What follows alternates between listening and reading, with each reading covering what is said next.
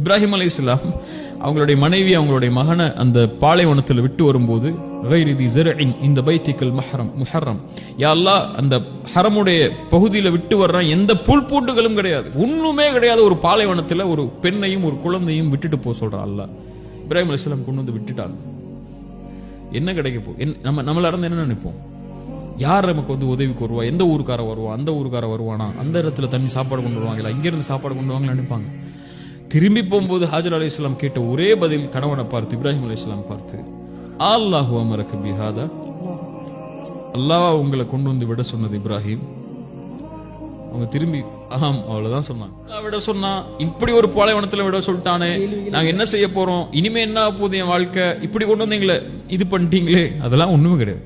சொன்னது அல்லாவா, இந்த நேரத்துல கொண்டு வந்து நிப்பாட்டினது அல்லாவா, என் விதியை விதிச்சது அல்லாவா, இந்த நிலைமைக்கு கொண்டு வந்து நிப்பாட்டணும்னு அல்லாஹ் முடிவு செஞ்சு வச்சிருக்கானா கதர்ல, அப்படின்னா அல்லாஹ் எங்களை கைவிட மாட்டான், போங்கட்டான். இதுதான் இந்த கிணற்றில் இருக்கும்போது அல்லாஹ் என்ன கைவிட மாட்டாங்கிற நம்பிக்கை. ரசூலுல்லாஹ்வுக்கும் அதே தான், லா தஹ்சன் இன்னல்லாஹ் மஅனா. மூஸா அலைஹிஸ்ஸலாமுக்கும் அதான், ஹாஜர் அலைஹிஸ்ஸலாமுக்கும் அதான், எல்லாருக்கும் அதான். அல்லாஹ் உலகமே ஒண்ணு சேர்ந்து நலவு செய்ய நாடினாலும் யாரும் அல்லாஹ் நடமை செய்ய முடியாது. உலகமே ஒண்ணு சேர்ந்து கெடுதலை செய்ய நாடினாலும் அல்லாஹ் நடமை செய்ய முடியாது. என்ன இருள் அல்லாஹ் போக்குவாங்கிற நம்பிக்கை மட்டும்தான் நமக்கு வந்து வழிகாட்டும்.